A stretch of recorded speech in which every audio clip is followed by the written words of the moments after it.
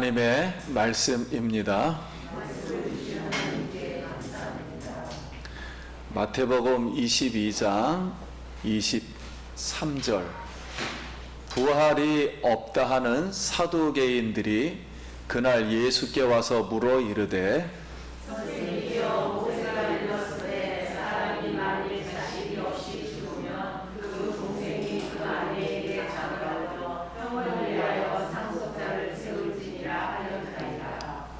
우리 중에 7형제가 있었는데 마지가 장가들었다가 죽어 상속자가 없으므로 그 아내를 그 동생에게 물려주고 그 둘째와 셋째로 7세까지 그렇게 하다가 최후에 그 여자도 죽었나이다.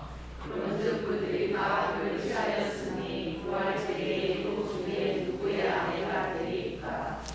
예수께서 대답하여 이르시되 너희가 성경도 하나님의 능력도 알지 못하는 거로 오해하였도다.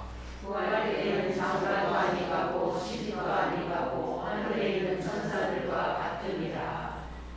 죽은 자의 부활을 논할칠 때 하나님이 너희에게 말씀하신 바 나는 아브라함의 하나님이요 이삭의 하나님이요 야곱의 하나님이로다 하신 것을 읽어보지 못하였느냐? 하나님은 죽은 자의 하나님이 아니요 살아있는 자의 하나님이시라 하시니. 무리가 듣고 그 가르침에 놀라더라.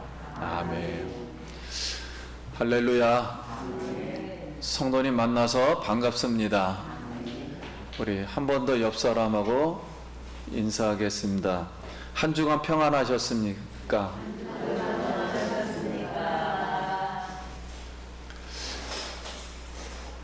우리 옆 사람 한번 보시면 옆에 계셔서 감사합니다. 오늘도 우리 살아있는 하나님께 오늘 영광 돌리기 위해서 우리 성도님들 이 자리에 나오신 우리 성도님들 환영하고 축복하고 사랑합니다. 하나님의 그 사랑이 특별히 함께하기를 기도드립니다. 오늘 말씀의 제목은 살아있는 자의 하나님입니다. 이거 한번 따라해 보겠습니다. 살아있는 자의 하나님. 하나님은 죽은 자의 하나님이 아니라 살아계신 자의 하나님이시니라. 자, 이 말씀을 예수님이 사두개인들에게 말씀하셨습니다. 그래서 이 말씀을 왜 이런 말씀을 하셨는가? 그리고 이 말씀의 의미, 뜻은 무엇인가? 그리고 오늘 우리에게 주는 교훈은 무엇인가?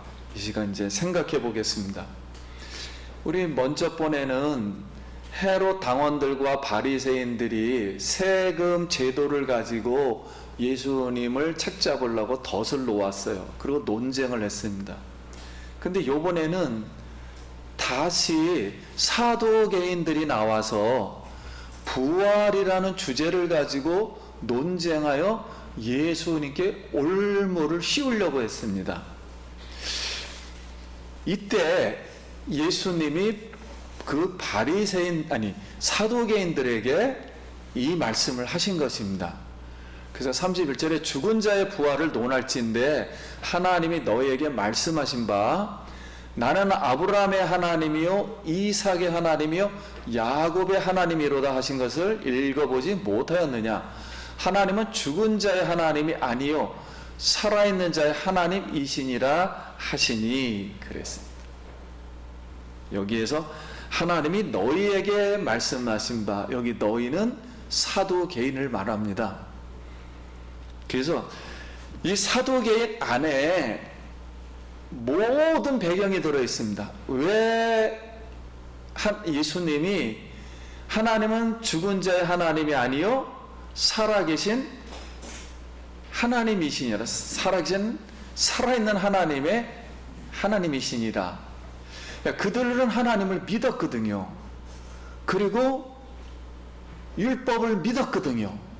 그런데 왜 예수님이 이 말씀을 하셨을까? 자, 사도계에는 이 헬라 말로 사도시스라는 그런 발음입니다. 그래서 구약에 사독이라는 발음이 같아요. 사독 제사장 할 때 사독이라는 그 제사장 후손으로부터 추정을 합니다. 그런데 이 사독 이 계열은 다윗 왕 때 반란이 일어났어요. 그 아들들이 막 반란을 일으켰잖아요. 반란이 일어날 때 다윗 편에 섰습니다. 다윗을 도와서 정치적이죠. 그때는 신정 정치니까 정치적인 좋은 입지를 차지하게 되었습니다. 그리고 시간이 이제 흐르다가 이스라엘이 이제 망하고 성전이 불타고 바벨론에 70년 생활을 하다가 다시 이제 포로로 귀환하게 됩니다. 이스라엘로, 지금의 이스라엘로 귀환을 했는데, 그때 귀환해서 사독 계열의 제사장들이 다시 성전에서 일을 하게 되었습니다. 그래서 사독 계열이 상당히 신앙적으로 중요한 위치를 차지했어요. 그런데 이제 400년이 이제 쭉 지나서 예수님이 오실 그때에는 로마가 이제 등장해서 이 유대인들을 이제 속국이 되었습니다. 그때도 사독 이 제사장들이 정치적으로 굉장히 중요한 위치를 차지했어요. 그래서 오늘날 국회의원의 3분의 2 정도를 차지하게 이제 되었습니다. 그런데 사도계인들의 그 신앙과는 그 사이에 계속 지내오다가 모세오경만 믿었어요. 모세오경은 창세기, 출애굽기, 레위기, 신명기, 민수기인데, 근데 문자적으로만 믿었습니다. 그래서 모세오경에 부활이라는 단어가 없어요. 이렇게 직접 부활 이 단어가 없다 보니까, 그래서 부활을 믿지 않았습니다. 부활을 믿지 않으면 내세를 믿지 못하게 되고, 내세를 믿지 못하면 천국을 믿지 못하게 되는 거예요. 그러면 영혼은 어떻게 되는가? 영혼은 죽을 때 사라진다고 믿었어요. 그러다 보니까 이러한 신앙적 가치관으로 변질이 된 것입니다. 하나님은 살아있다는 건 알고 있는데 이 신앙과는 이렇게 변질이 되다 보니까 현재를 중시할 수밖에 없죠. 영혼은 이제 사라지니까. 그래서 세속주의자가 되었고, 물질주의자가 되었고, 현실주의자가 되었고, 그러다 보니까 로마와 친밀해질 수밖에 없어요. 그리고 정치에 그룹이 되어서 이제 백성들이 가장 중요하니까 그 당시 헬레니즘 문화, 백성들이 좋아하는 문화를 다 수용해서 비율을 맞췄어요. 그러니 백성들에겐 인기가 좋겠죠. 그래서 인기를 유지하면서 엘리트 귀족층으로 이제 되었던 겁니다. 근데 이제 이 사두개인들은 이런 입지가 있었는데, 예수님이 이제 병자를 고치죠. 귀신을 내쫓아버리죠. 그 수많은 선지자 이상으로 뭐 무리도 걷고, 이 많은 뭐 포도주로다 물로 포도주도 만들고, 죽은 자도 막 살리고, 자 이렇게 하면서 이 상당한 인기가 높아지면서, 심지어는 예루살렘 지금 성전까지 며칠이면 이제 십자가에 죽으셔야 되는데 그 말까지 하면서 이 예루살렘 성전까지 와서 하나님 나라를, 즉 하나님의 왕국을 죽었다가 살아나서 세우겠다 말씀하니까, 바리새인은 바리새인대로의 입지가 막 위협이 됐고, 헤롯 당원은 당원대로 위협이 되고, 바리새인은 바리새인대로 자기들에게 위협이 되니까 이 세 그룹이 예수님을 이걸 잡아 죽여야 되겠다 하고 그때는 연합을 했어요. 그래서 모의를 하였습니다. 자, 이렇게 모의를 하면서 드디어 사두개인들이 나오기 시작했어요. 왜냐면 입지가 위험해지니까 예수님하고 한 판을 붙어서 이 예수를 완전 책을 잡아야 되겠다. 만약에 우리가 질문하는 것에 대해서 예수님이 똑바로 대답을 안 하면 신비주의자로 몰아가지고 이걸 거꾸로 틀어야 되겠다 하고서 이제 논쟁하러 왔습니다. 논쟁하면서 질문을 이제 하기 시작한 게 오늘 본문 말씀이에요. 24절부터 보면 선생님이여 모세가 일렀으되 사람이 만일 자식이 없어 죽으면 그 동생의 아내에게 장가들어 형을 위하여 상속죄를 세울지니라 하였나이다. 우리 중에 칠형제가 있었는데 마지가 장가들었다가 죽어 상속자가 없으므로 그 아내를 그 동생에게 물려주고 그 둘째와 셋째 일곱째까지 그러야 하다가 최후에 그 여자도 죽었나이다. 그런즉 그들이 다 그를 취하였으니 부활 때는 일곱 중에 누구의 아내가 되리까? 어떻게 보면은 굉장히 유치한 질문이지만 예수님은 그냥 그 질문을 그대로 받아서 답을 해주었습니다. 자, 이런 제도를 계대 혼인법이라고 합니다. 요약해서 말씀드리면 대를 이을 자손을 보지 못한 채 형이 죽으면은 그 동생이 그 형수에게 들어가서 아내가 되어 살다가 아이를 낳아주는 겁니다. 그 우리가 볼 때는 윤리적으로 이게 좀 이상하잖아요. 근데 하나님이 이건 만든 법이에요. 왜 그렇게 했냐면 이유가 세 가지예요. 왜냐하면 첫째는 집안의 대가 끊기는 것을 막기 위해서입니다. 그러면 이게 왜 이렇게 중요할까? 첫 번째 형이 아이를 못 낳는 게 왜 이렇게 중요할까? 그 이유는 창세기 우리 3장 15절에 이 첫 번째 복음이라 그랬죠. 이 여인의 후손을 통해서 메시아를 주겠다 하나님이 약속을 했어요. 왜냐하면 죄를 지은 인간에게 뱀으로 가장해서 사단이 이제 이 아담을 유혹했잖아요. 그래서 하나님이 뱀에게 한 말씀 중에 하나예요. 여인의 후손이 나타나면 네 사단의 머리를 깨트려 버리겠다.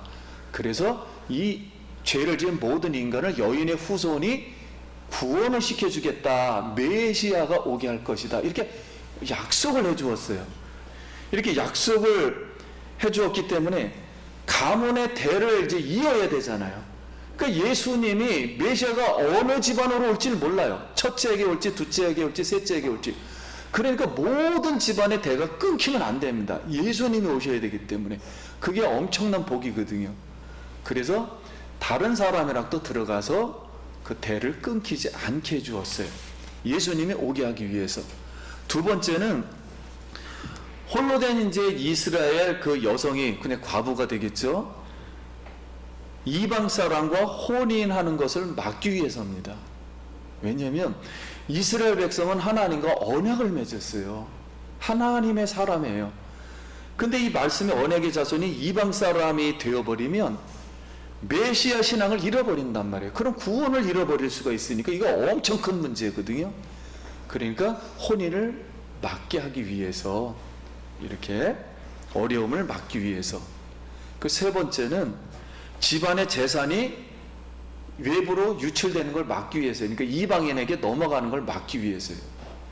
왜냐하면 하나님은 모든 가정마다, 우리 여호수아에 보면은 가나안 땅에 들어가서 각 집안마다 땅을 줍니다. 하나님의 기업이라고 그랬죠. 그래서 이 기업은 하나님이 주신 거예요. 하나님의 재산입니다. 우리 모든 인간에게도 하나님께서는 달란트를 주셨어요. 이 달란트도 다 하나님이 주신 거예요. 그리고 땅도, 우리 심지어는 영혼까지도 다 하나님이 주신 거예요. 근데 일단은 가정에 땅이 없으면 노예가 돼버리거든요. 그럼 노예가 되면 비참한 삶을 살기 때문에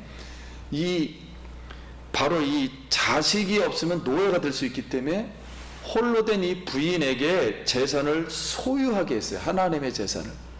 그래서 본인도 바로 소유를 때문에 보호를 받을 수 있도록 이런 제도를 해주신 겁니다. 그래서 혼인 계대법 속에 7 형제가 있었는데 이상하게 첫 번째 형이 이렇게 죽었는데 둘째도 들어가서 죽고 셋째도 들어가서 죽고 7째가 다 죽어버린 거예요. 오늘날로 말하면 이게 항대무기한 사건이에요. 한 집안 남편 아들이 다 죽어버린 거예요. 그 저주가 임했다고 본 거죠. 이 여인에게, 우리나라도 여인이 잘못 들어오면 집안이 망한다고 막 이랬잖아요. 그렇듯이 이랬으면 이 사두개인은 부활을 안 믿으니까 예수님께 이제 약간 본인들은 지식이 똑똑하다 이런 걸 이제 자랑하려고 쓸데없는 질문을 많이 한 거예요. 부활 때에는 누구의 아내가 되겠느냐 이렇게 질문을 한 겁니다. 그 사실 궁금하죠, 우리도. 그래서 예수님의 대답은 이러했습니다. 29절. 예수께서 대답하여 이르시되, 오늘 우리에게 주는 이제 교훈입니다. 첫 번째, 너희가 성경도 하나님의 능력도 알지 못하는 거로 오해하였도다. 그럼 사두개인은 지금 몇천 년 동안 제사장 역할을 해온 집안이거든요. 후손들이에요. 하나님을 알았어요. 성경도 알고 있었어요. 율법도, 모세오경도. 근데 예수님은 성경도 모르고 하나님의 능력도 몰랐다. 이렇게 가르쳐 준 겁니다. 그러면 사두개인은 이 말씀이 마가복음에도 나오고 다른 복음서에도 나와요. 근데 오늘 본문에 보면 사두개인은 모세가 쓴 글에 의하면 그랬단 말이에요. 모세가 쓴 글에 의하면 그랬는데 예수님은 성경도 그랬습니다. 자, 모세가 쓴 글은 5개죠. 모세오경. 근데 성경은, 구약 성경은 39권입니다. 그러니까 모세오경 5권만 문자적으로 외운 신앙은 잘못된 신앙이다. 이걸 지적해 준 거예요. 39권은 다 하나님의 말씀임을 믿습니다. 오직 39권의 성경 말씀, 그뿐만이 아니라 우리는 27권의 신약의 이 복음, 이 복음이 어두움 속에 있었던 우리나라에 100년 전에 와가지고 우리나라가 조선시대를 거쳐 불교와 유교를 이걸 거쳐 어둠 속에 있던 이 나라 이 백성들, 쌍놈과 양반, 완전 성경과 가치가 없는 영원한 이런 어둠에서 성경 말씀이 해방시켜 주신 줄 믿습니다. 이 나라가 그 속에서 나올 수 있었던 것은 오직 절대적인 하나님의 성경 말씀, 이 하나님 말씀이 우리의 영혼을 어둠 속에서 자유롭게 하고 해방시켜 주신 줄 믿습니다. 그래서 저는 성경 말씀을 되도록이면은 가르치고 설교하려고 그럽니다. 많은 주제가 있지만 저는 여러 주제도 뭐 해야 되겠지만 성경이 무엇을 말하느냐 이거에 집중을 해서 저는 말하고 싶어요. 저는 그게 사명이라고 봤습니다. 그래서 성도님들, 하나님 말씀을 사랑하고 하나님 말씀을 할 때 우리 영혼이 살아나기를 축원합니다. 오직 성경 중심의 이 교회, 오직 성경 중심의 절대적인 진리의 말씀만이 이 나라를 살리고 온 이 지구를 다시 하나님의 진리로 살릴 수 있는 그런 성경 중심의 우리 신앙 되길 간절히 바랍니다. 두 번째는 성경도 하나님의 능력도 오해했다 그랬어요. 그러면 하나님의 이 말씀이라는 걸 첫 번째는 그들이 알지 못했잖아요.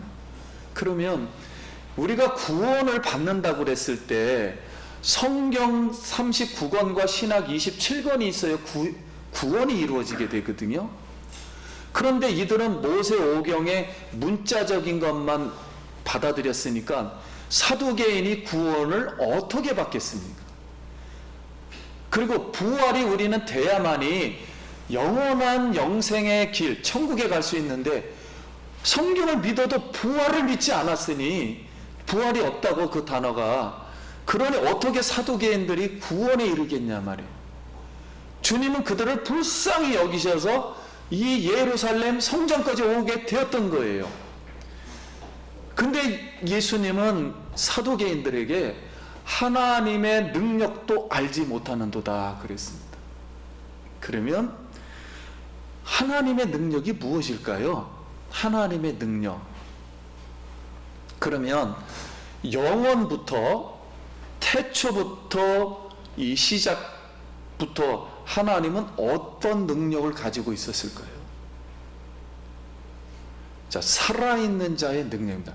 한마디로 말하면 하나님은 영원 전부터 살아있는 하나님이심을 믿습니다. 자, 살아있다. 영원한 생명이다. 살아있다.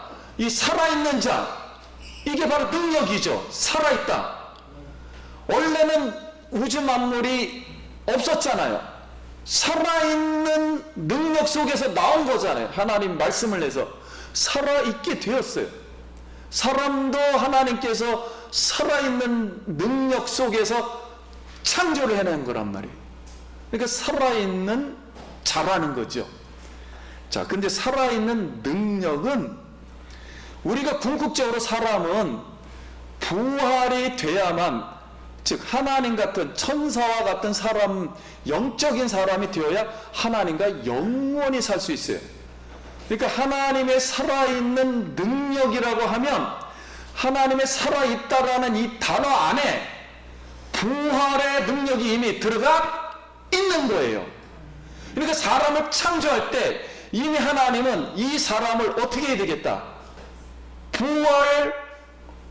부활하는 사람으로 이미 살아있다는 그걸 전제해서 말하는 겁니다. 그러니까 창조했을 때 우리가 부활이라는 걸 몰랐다 할지라도 우리는 반드시 부활해서 하나님의 살아있는 그 능력, 그러니까 부활의 온전한 사람으로 앞으로 돼서 하나님과 영원히 산다는 그 뜻이 바로 살아있다라는 뜻을 가르쳐 준 거예요. 근데 우리는 그걸 깨닫질 못한 거죠. 그냥 세상에서 살다 보니까 육신이 그냥 살고 있나 보다 이렇게만 이해를 했던 거예요. 그냥 하나님은 그냥 능력만 있나 보다 이렇게 추상적으로 생각한 거죠. 그러나 살아있다는 이 속에는 당연히 부활돼서 우리가 영원토록 하나님과 영원히 산다라는 부활의 능력이 있는 줄 믿습니다. 그러면 하나님은 어떤 하나님이에요? 부활 생명의 능력을 가지신 하나님이다 라고 이렇게 우리가 믿는 거예요.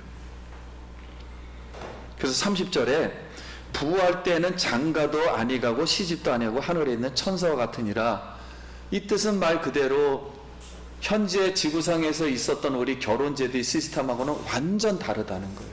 다를 수밖에 없는 게 몸 자체가 달라지거든요. 현재 있는 몸하고는 완전 다른 부활의 몸이 됩니다. 그럼 지금에 있는 아픈 거 이런 거 다 사라져요. 뭐 다리 이렇게 이런 몸 아파서 이렇게 우리 없어지는 것도 있잖아요. 몸에 이런 것도 그때는 부활 때는 온전한 사람으로 됩니다. 하나님이 영원 전에 생각했던 부활의 사람으로 바뀌어버려요. 온전한 사람으로. 한 계락도 여기 없거나 이렇게 부족한 사람이 아닙니다. 완전한 사람이 됩니다. 천사와 같이 예수님과 같이 완전한 사람, 그런 사람으로 바뀌는 게 하늘나라 시스템이라는 거예요. 그래서 천국 가면은 부인인지 알지 못하게 됩니다. 우리가 서로가 이제는 가면은 이렇게 다른 시스템이고, 미래 천국은 세상과 완전히 다른 살아있는 능력, 즉 부활 생명의 능력으로 다스려지는 나라라는 거예요.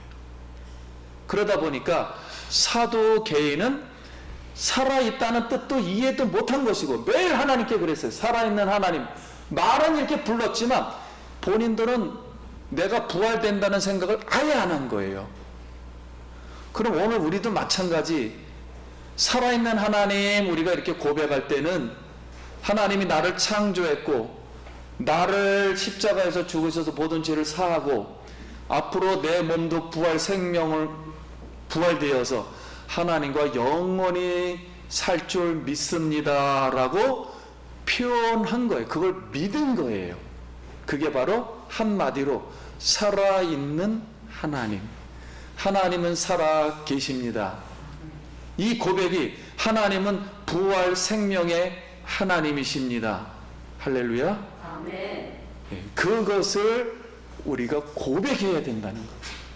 근데 불행하게도 사두개인은 그 두 개의 개념을 이해를 못한 거예요. 단순한 개념을. 살아있다는 개념과 하나님의 능력이라는 개념을 이해를 못한 거예요. 그게 그러니까 신앙이 변질이 된 거죠.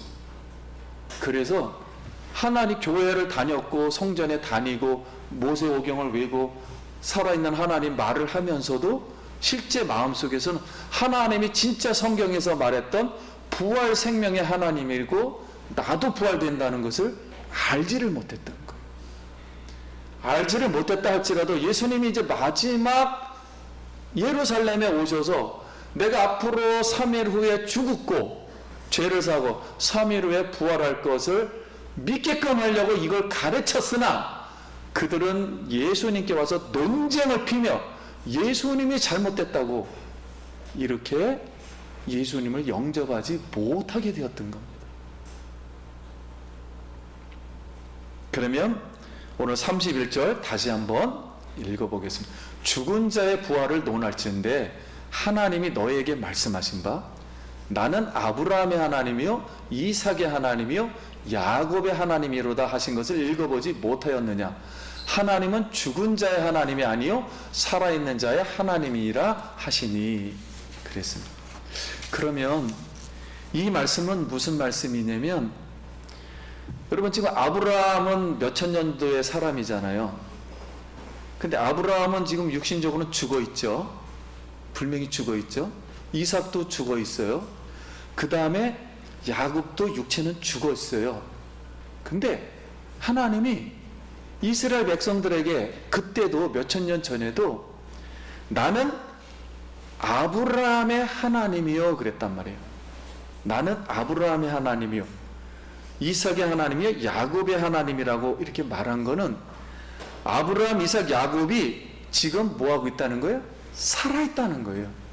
육체가 살아있다는 거예요. 죽었는데 지금 살아있다는 거예요. 나는 아브라함의 하나님이라는 뜻은 죽었는데 살아있다는 거예요. 지금 육체는 죽어있는데 아브라함이 살아있다는 거예요.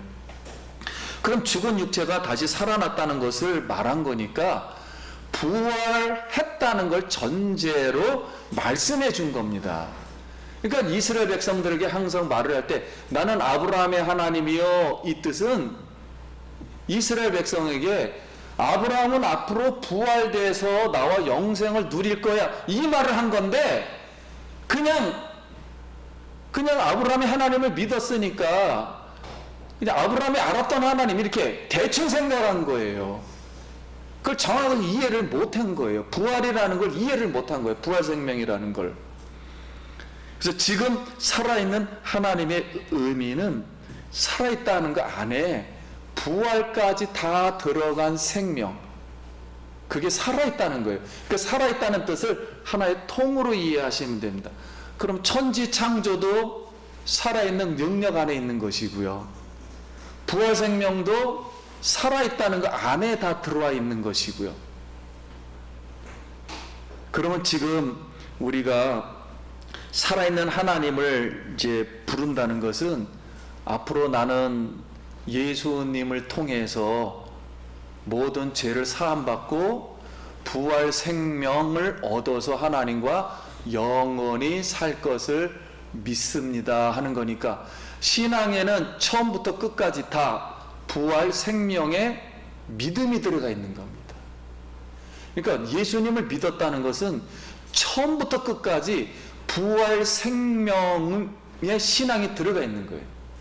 나는 하나님으로부터 나와서 생명이 있었고 하나님과 살다가 부활해서 다시 하나님과 앞으로 영원히 천국에서 살 것을 믿습니다 라는 그런 뜻이 살아계신 하나님, 살아있는 하나님, 아브라함의 하나님, 이삭의 하나님, 야곱의 하나님이십니다 라고 우리가 이렇게 고백하게 되는 거예요. 오늘 다시 한번 부활 생명이 우리 속에 넘치기를 소원합니다. 자, 우리 몸은 우리가 알든지 여태까지 미미하게 생각했던 이런 생각들이, 그러니까 사도개인처럼 생각했던 생각들을 이제 버리고, 내가 한마디 살아계신 하나님이라는 이 말 속에는 많은 의미가 들어가 있는 거예요.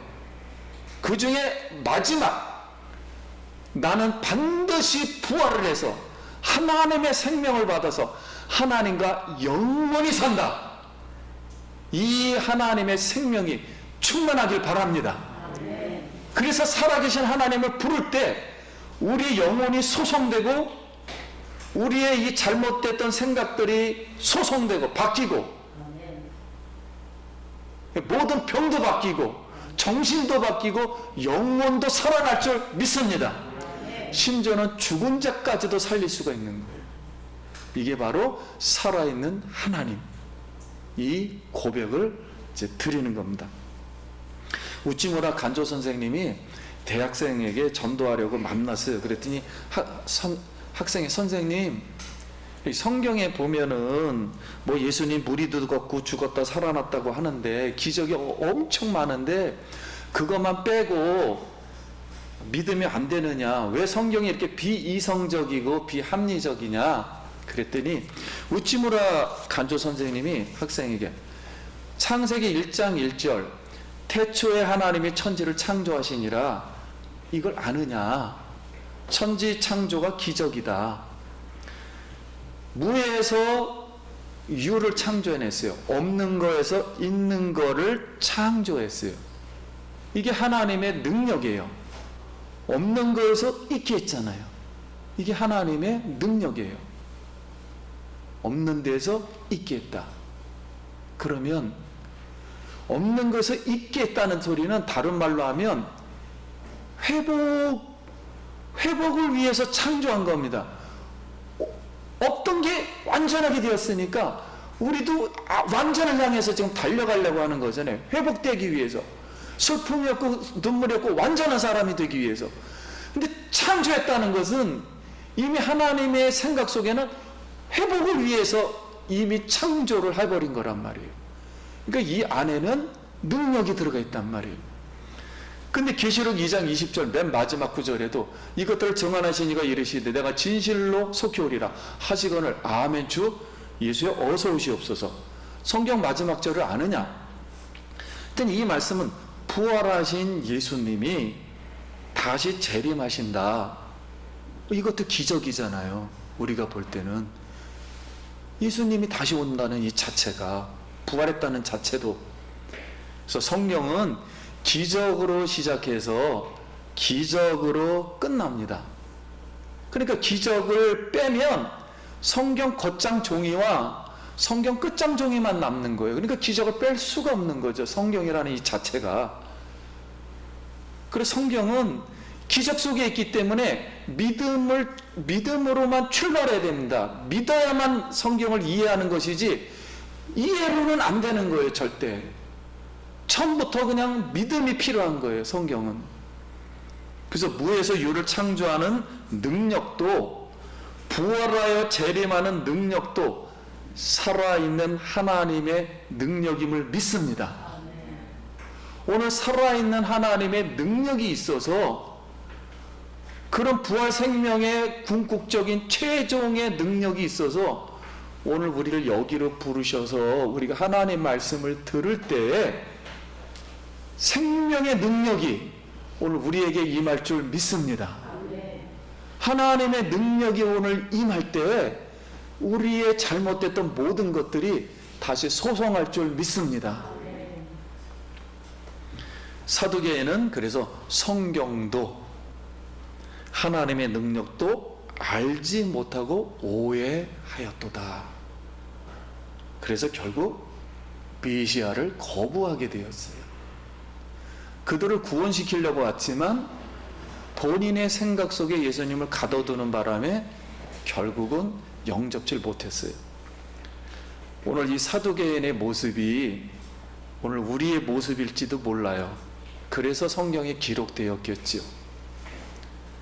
오늘 예수님이 십자가에서 죽으시고 부활하여 살아있는 부활 생명을 우리에게 주신 줄 믿습니다. 그래서 저는 수많은 여러 가지 주제가 있지만 오직 예수, 오직 예수님의 복음, 예수님의 탄생, 예수님의 죽음, 예수님의 부활, 예수님의 재림, 예수와 함께 태어나서 예수와 함께 죽고 예수와 함께 부활하고 먼저 간 사람들은 예수와 함께 재림할 줄 믿습니다. 그래서 오직 예수 그리스도를 증거하는 하나님의 종, 하나님의 복음을 전하는 하나님의 사람. 오늘 우리가 그런 하나님께 사랑을 받는 하나님의 복음만을 증거하는 우리가 되길 간절히 바랍니다. 저는 많은 주제 속에서 사람의 심리도 다뤄야 되고 뭐 물질도 다뤄야 되고 뭐 위로도 해도 수많은 내용의 설교가 있지만 저는 그런 것 중에 예수와 함께 살고 예수와 함께 죽고 예수와 함께 부활하고 예수와 함께 재림한다, 이 말씀을, 이 복음만을 전하고 싶어요.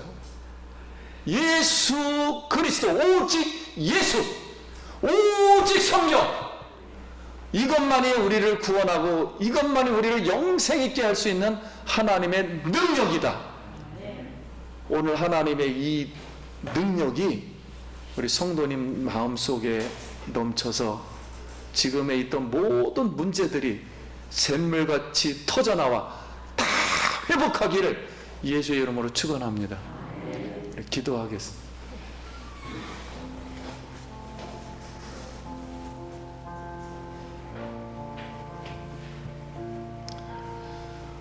우리 부활 생명 되신 그 주님을 다시 한번 생각하고, 부활 생명이 있기에 오늘 우리를 불러주셨고 여기에 풍성히 부어주신 줄 믿습니다.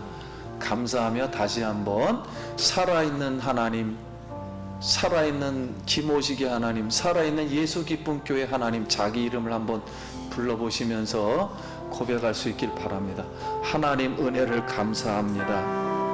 살아있는 하나님, 이 속에는 이미 내가 예수와 함께 죽고 예수와 함께 살고 예수와 함께 부활하고 예수와 함께 재림하는 그런 이미 영생의 하나님, 능력의 하나님, 그 하나님을 불러봅니다. 하나님, 우리에게 능력이 일어나게 하여 주시고 하나님이 역사하여 주셔서 성도님들의 모든 부분들을 다 회복시켜 주시옵소서. 예수님 이름으로 기도드립니다. 아멘.